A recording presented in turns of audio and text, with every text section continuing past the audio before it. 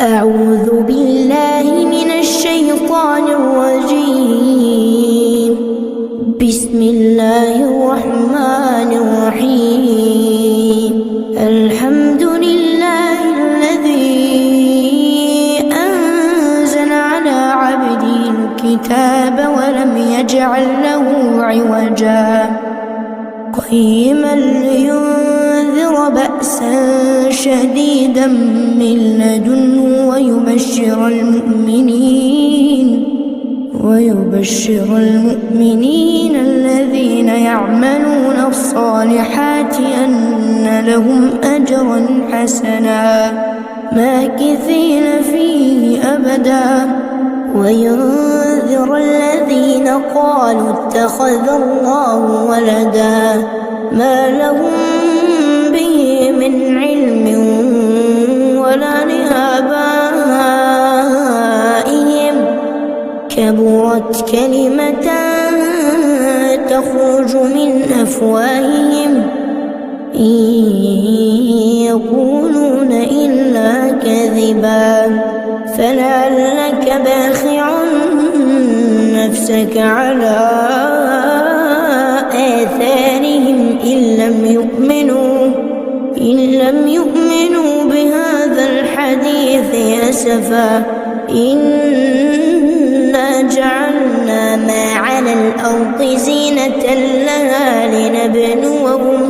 لنبلوهم أيهم أحسن عملا وإنا لجاعلون ما عليها صعيدا جرزا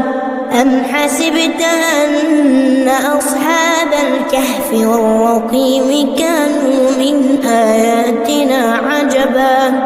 إذ أوى الفتية إلى الكهف فقالوا ربنا آتنا من لدنك رحمة وهيئ لنا من أمرنا رشدا فضربنا على آذانهم في الكهف سنين عددا ثم بعثناهم لنعلم أي الحزبين أحصى لما لبثوا أمدا نحن نقص عليك نبأهم بالحق إنهم فتية آمنوا بربهم وزدناهم هدى وربطنا على قلوبهم إذ قاموا فقالوا ربنا رب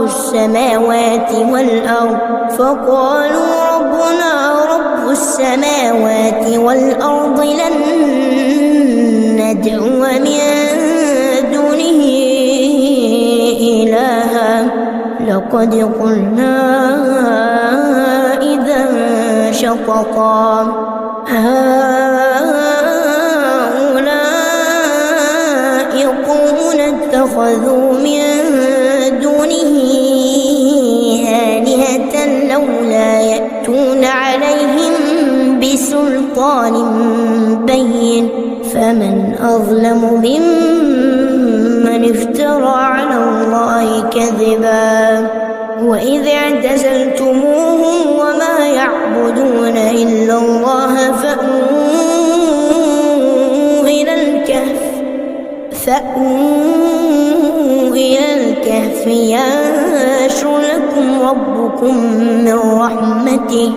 ينشر لكم ربكم من رحمته ويهيئ لكم من أمركم مرفقا وترى الشمس إذا طلعت تزاور عن كهفهم ذات اليمين وإذا غربت تقرضهم ذات الشمال وهم في فجوة منه ذلك من آيات الله من يهد الله فهو المهتد ومن يضلل فلن تجد له وليا مرشدا وتحسبهم أيقاظا وهم رقود ونقلبهم ذات اليمين وذات الشمال وكلبهم باسط اطلعت عليهم لوليت منهم فرارا ولملئت منهم رعبا وكذلك بعثناهم ليتساءلوا بينهم قال قائل منهم كم لبثتم قالوا لبثنا يوما أو بعض يوم قالوا ربكم أعلم بما لبثتم فابعثوا أحدكم بورقكم هذه إلى المدينة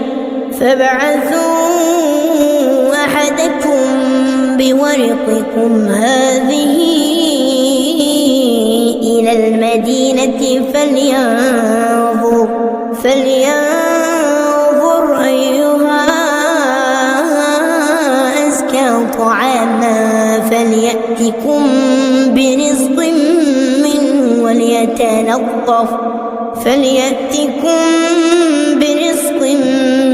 منه وليتلطف ولا يشعرن بكم أحدا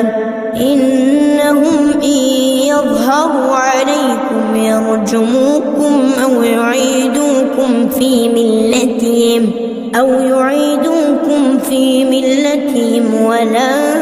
تفلحوا إذا أبدا وكذلك أعثرنا عليهم ليعلموا أن وعد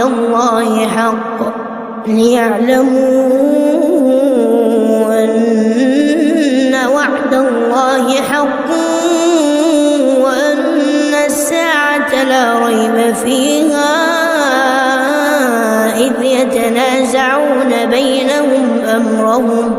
إذ يتنازعون بينهم أمرهم فقالوا ابنوا عليهم بنيانا ربهم أعلم بهم قال الذين غلبوا على أمرهم لنتخذن عليهم مسجدا سيقولون ثلاثة رابعهم كلبهم ويقولون خمسة سادسهم كلبهم رجما بالغيب ويقولون سبعة وثامنهم كلبهم قل ربي أعلم بعدتهم ما يعلمهم إلا قليل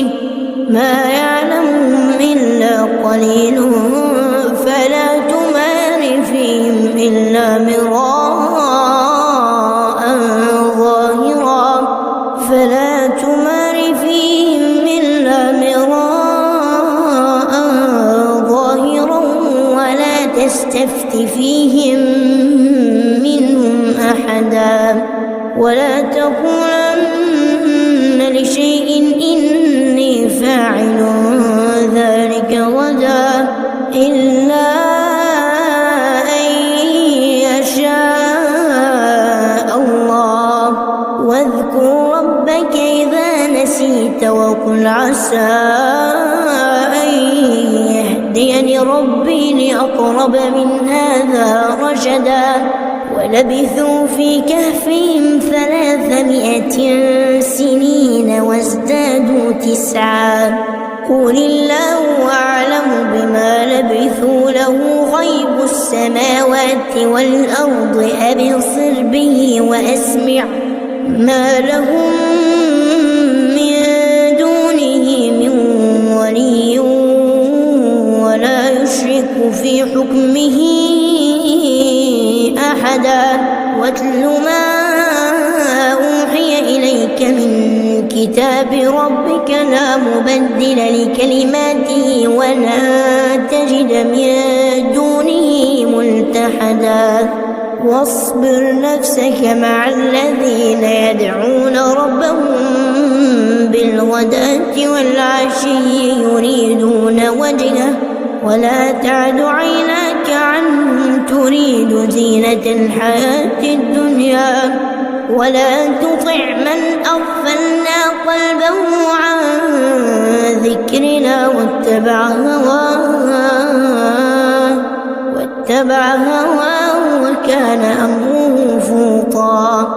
وقل الحق من ربكم فمن شاء فليؤمن ومن شاء فليكفر إنا أعتدنا للظالمين نارا أحاط بهم سرادقها وإن يستغيثوا يغاثوا بماء كالمهل يشوي الوجوه بئس الشراب وساءت مرتفقا إن الذين آمنوا وعملوا الصالحات إنا لا نضيع أجر من أحسن عملا أولئك لهم جنات عدن تجري من تحتهم الأنهار يحلون فيها من أساور من ذهب ويلبسون ثيابا خضرا من سندس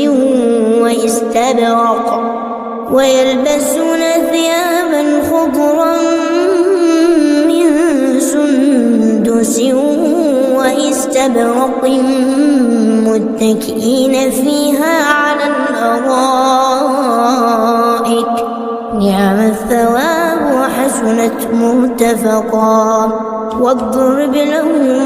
مثلا رجلين جعلنا لأحدهما جنتين من أعناب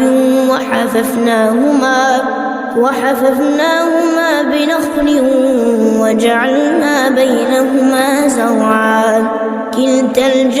الجنتين آتت أكلها ولم تظلم منه شيئا وفجرنا خلالهما نهرا وكان له ثمر فقال لصاحبه وهو يحاوره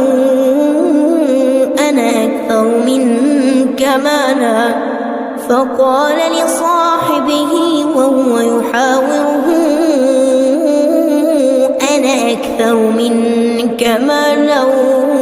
وأعز نفرا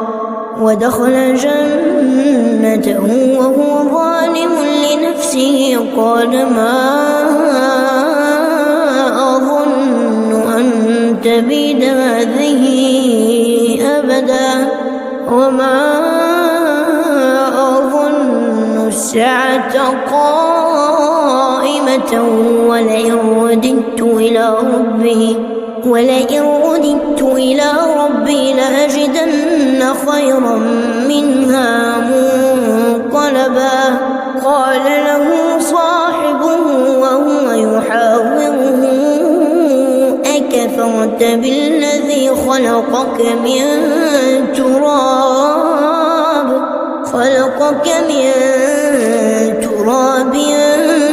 ثم من نطفة ثم سواك رجلا لكنه الله ربي ولا أشرك بربي أحدا ولولا إذ دخلت جنتك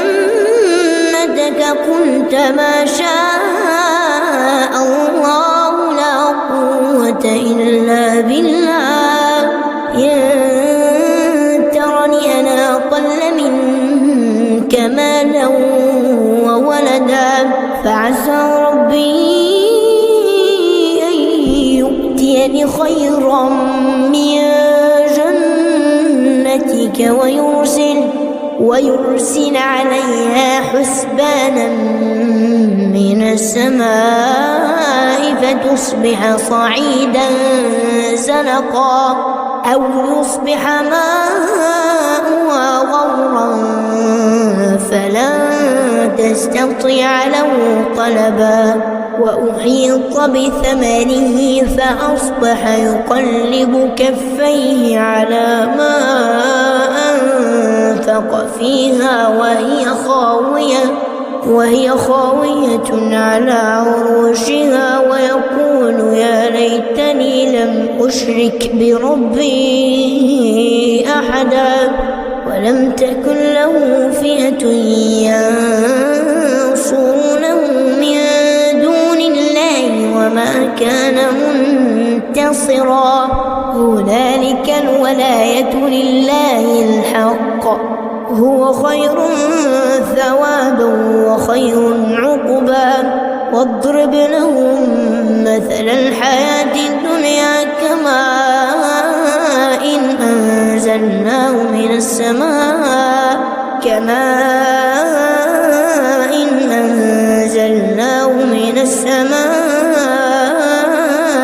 فاختلط به نبات الأرض فأصبح هشيما تذروه الرياح وكان الله على كل شيء مقتدرا المال والبنون زينة الحياة الدنيا والباقيات الصالحات خير عند ربك ثوابا وخير أملا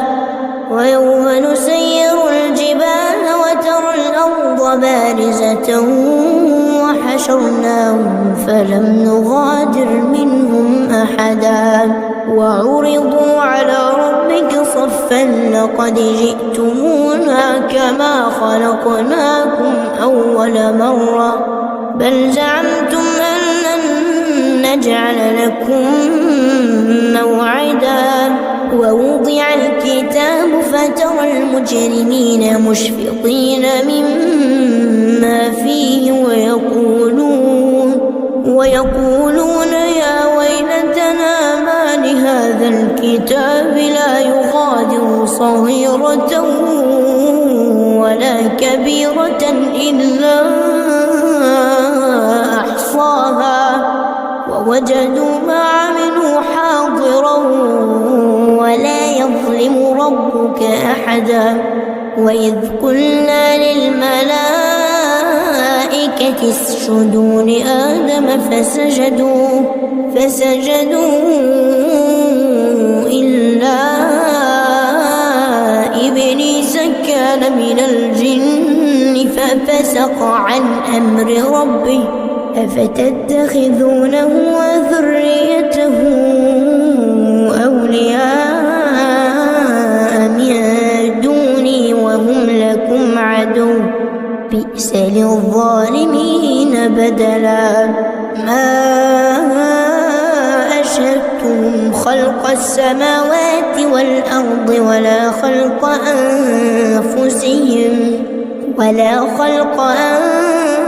أنفسهم وما كنت متخذ المضلين عضدا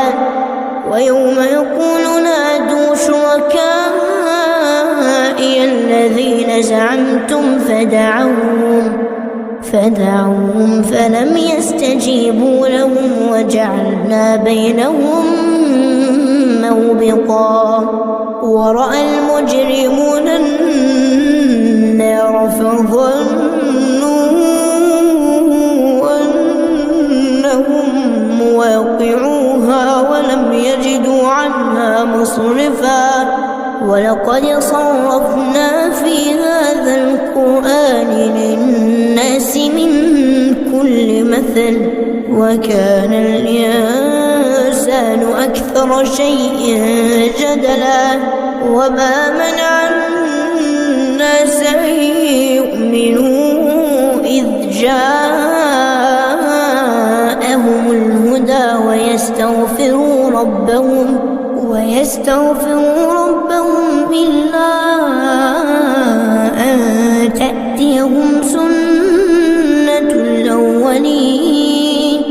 إلا أن تأتيهم سنة الأولين أو يأتيهم العذاب قبلا وما نرسل المرسلين إلا مبشرين ومنذرين ويجادل الذين كفروا بالباطل ليدحضوا به الحق واتخذوا آياتي آياتي وما أنذروا هزوا ومن أظلم ممن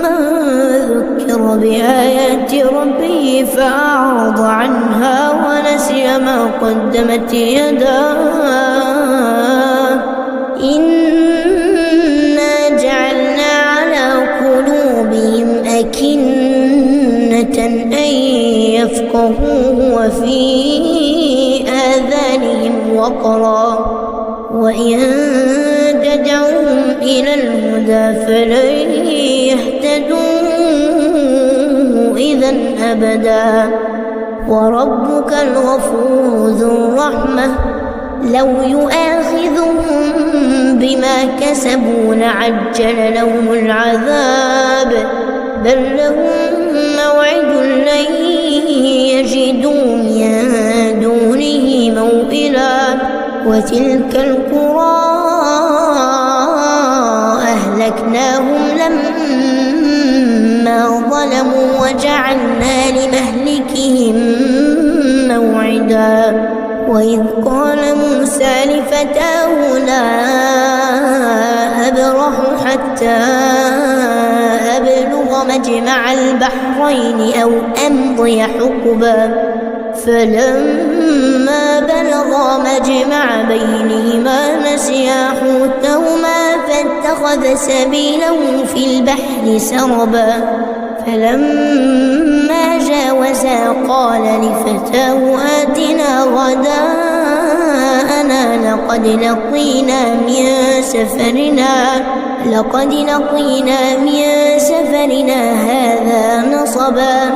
قال أرأيت إذ أوينا إلى الصخرة فإني نسيت الحوت وما أنسانيه إلا الشيطان أن أذكره واتخذ سبيله في البحر عجبا قال ذلك ما كنا نبغ فارتدا على آثارهما قصصا فوجدا عبدا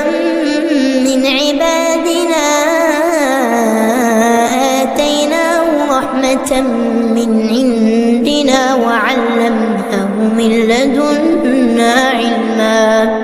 قال له موسى هل أتبعك على أن تعلمني مما علمت رشدا قال إنك لن تستطيع معي صبرا وكيف تصبر على ما لم تحط به خبرا قال ستجدني إن شاء الله صابرا ولا أعصي لك أمرا قال فإن اتبعتني فلا تسألني عن شيء حتى أحدث لك منه ذكرا فانطلقا حتى إذا ركبا في السفينة خرقها قال أخرقتها لتغرق أهلها لقد جئت شيئا إمرا قال لم أقل إنك لن تستطيع معي صبرا قال لا تؤاخذني بما نسيت ولا ترهقني من أمري عسرا فانطلقا حتى إذا لقيا غلاما فقتله قال أقتلت نفسا زكية بغير نفس لقد جئت شيئا نكرا قال ألم أقل لك إنك لن تستطيع معي صبرا قال إن سألتك عن شيء بعدها فلا تصاحبني قد بلغت من لدني عذرا فانطلقا حتى إذا أتيا أهل قرية قرية استطعما أهلها فأبوا أن يضيفوهما فوجدا فيها جدارا يريد أن ينقض فأقامه قال لو شئت لاتخذت عليه أجرا قال هذا فراق بيني وبينك سأنبئك بتأويل ما لم تستطع عليه صبرا أما السفينة فكانت لمساكين يعملون في البحر فأردت أن أعيبها وكان وراءهم ملك يأخذ كل سفينة غصبا وأما الغلام فكان أبواه مؤمنين فخشينا أن يرهقهما طغيانا وكفرا فأردنا أن يبدلهما ربهما خيرا منه زكاة وأقرب رحما وأما الجدار فكان لغلامين يتيمين في المدينة وكان تحته كنز لهما وكان أبوهما صالحا فأراد ربك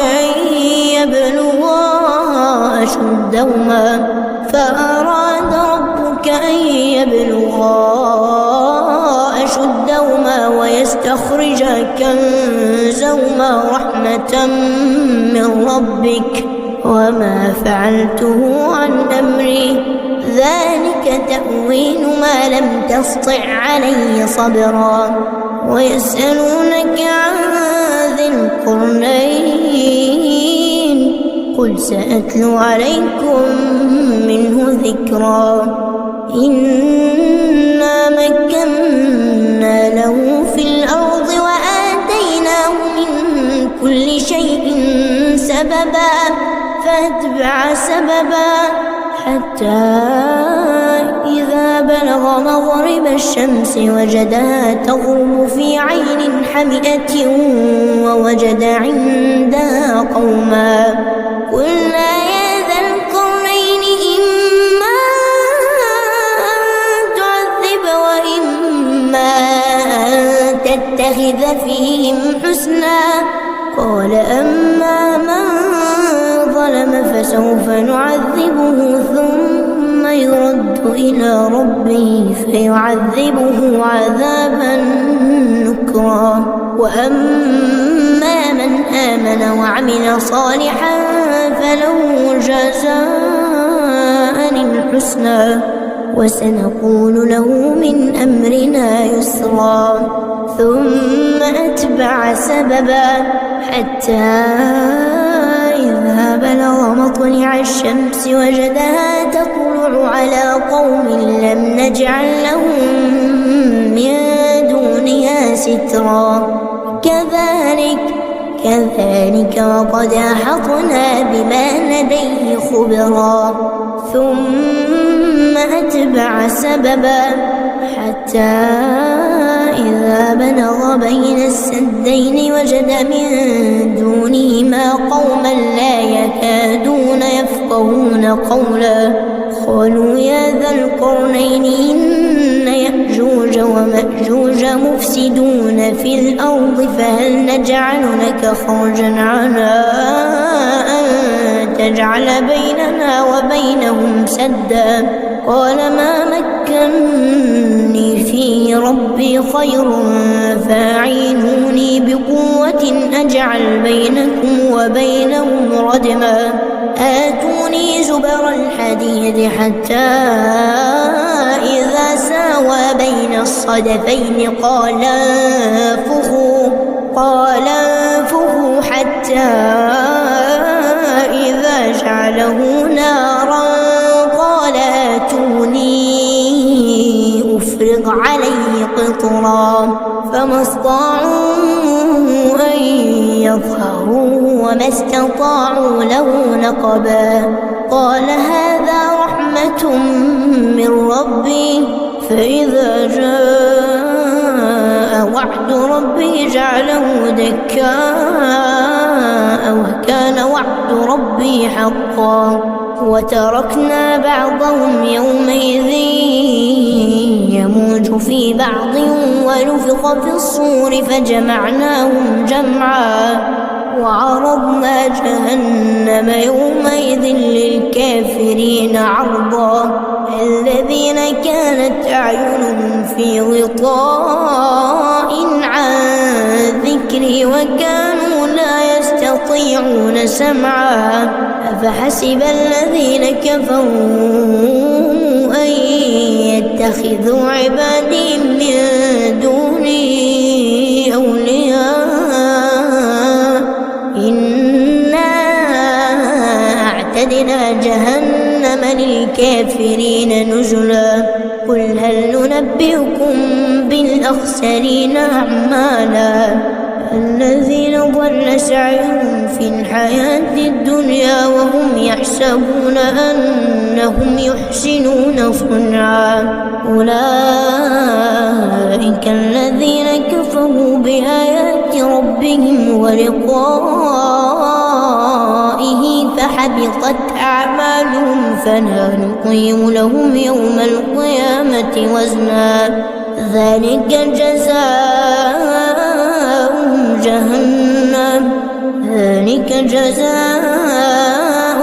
جهنم بما كفروا واتخذوا آياتي ورسلي هزوا إن الذين آمنوا وعملوا الصالحات كانت لهم جنات الفردوس نزلا خالدين فيها لا يبغون عنها حولا قل لو كان البحر مدادا لكلمات ربي لنفد البحر قبل أن تنفد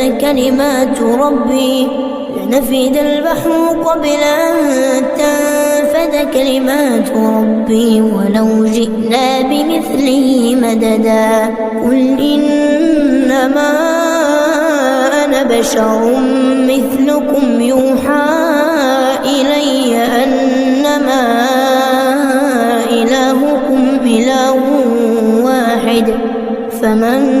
كان يرجو لقاء ربه فليعمل عملا صالحا ولا يشرك بعبادة ربه أحدا.